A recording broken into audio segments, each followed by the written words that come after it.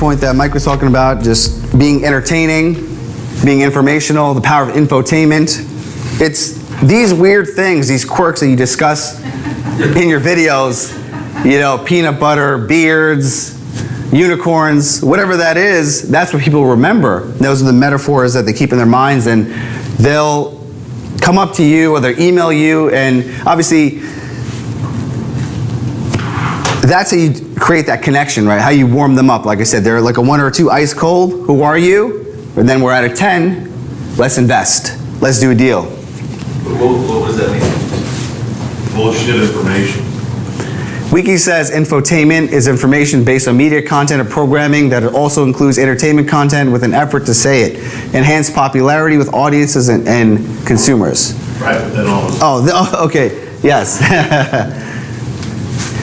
We're in an information age. Obviously, there's so much information out there, but that's what can separate you from your competitors, right? Just being entertainment, just being prolific, being in a place where you're teaching, but at the same time you're entertaining. We obviously know like the highest paid people in this world are entertainers. So when you add that into your marketing, it's very powerful. Okay. So I do a lot of research on storytelling in terms of crafting a really powerful, engaging message. And I have came up with this amazing formula that will just take your stories to the next level. And it's great for your content as well, because obviously it'll empower the infotainment philosophy, but at the same time,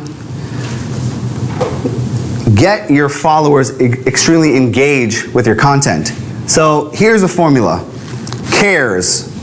C for conflict, A for action, R for resolution, E for emotion, and S, showing and not telling. Just curious, does anyone know the concept of showing and not telling? Yes, Brian. You know what it is? Yeah, so in terms of writing. Yeah, it's everything. Uh-huh. I mean, one of the things I think about when I think of show versus tell is that, we think that none of us have invented what we talk about. I gotta tell you, everything that we talk about, someone else has said it before, but when you tell it in the context of your story, your experience, whatever, it becomes new information. And my buddy Michael Fishman always says that we are each the messenger for somebody. I might not be the messenger for you, but I may be the messenger for you. And so he'll say, you need to know who you're going to be a hero to. And then he'll say, just say that. And I'll tell you, you need to be a hero to somebody. Here's a story of how I was a hero to so-and-so and what happened, and it happens to be something in your experience. Now I become your messenger on the same content that you and I are both doing. Mm-hmm. I mean, how much personal development content is new?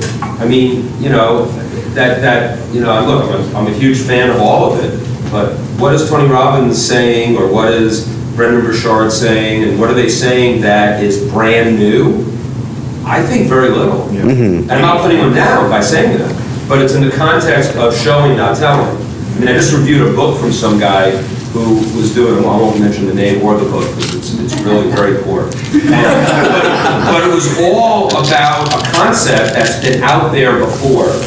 Tim Ferriss had been in this context, a lot of people have been in this context, and there was no story at all in the book, so why even bother reading this thing? Mm. And also the thing about showing is what gives you, I'm going to say this meaner than I mean it, but what gives you the right to tell me what to do? Why are you qualified to tell me about that particular thing? And the only way that you can do that is to show it. If you tell it, it's just going to be like didactic, it's going to be pedantic, it's going to be all the things that we hate, and you're going to turn people off. So it's always got to be in the context of the story, which is what you said. Yeah.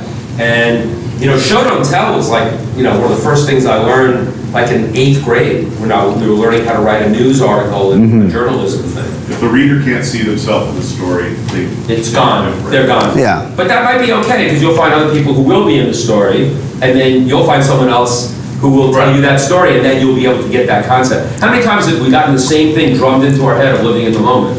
But someone here, I'm sure, related to your story today about your rock bottom story, And therefore now I got it. I didn't get living in the moment until AJ told me. Yeah. And you're the messenger for those people. I mean, I was getting your story. You were showing, you weren't telling. Appreciate it. Yeah, no, great example. Yes. So, It's such one of those important copywriting. no, I agree. That's the most important thing. That's why I'm going to really dial it in here. And I want you guys to do a similar framework for your story, for your message, right? So, when I first came up here, I followed this formula, right? Discuss conflict. There was an action, a resolution, emotion showed. So, as Brian was mentioning, showing is the most important thing because you're creating these really powerful visuals in people's minds. And great fiction writers, they're brilliant at showing. An example would be, the man was angry, or you could say, he was stomping back and forth, his fists were clenched, his nostrils were flaring, and he was huffing and puffing. So you're creating this really powerful visual in a person's mind, and it's very hard to take out, where anger is just a specific word. So I'm going to set a challenge for you guys, similar to what Brian was discussing, about creating a powerful content piece utilizing this formula. Because this is the formula that I use for all my content, and it's worked remarkably well. I feel that utilizing this towards my organic marketing has just really just grown by leaps and bounds. And it's thinking about a personal story that you have, or an authentic share, or why you got into your business, right? Why stories are probably some of the most powerful stories. Why are you doing what you're doing now? So what I do is very simple. I just write cares on a piece of paper, and the first thing is like, what is the conflict? What is the action that I took? How did I resolve it? What are the emotional components of this story?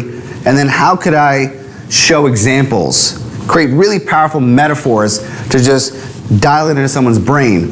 So just take a few minutes to just put your own personal story or something that happened to you through this formula. Just a sentence for each of the frameworks.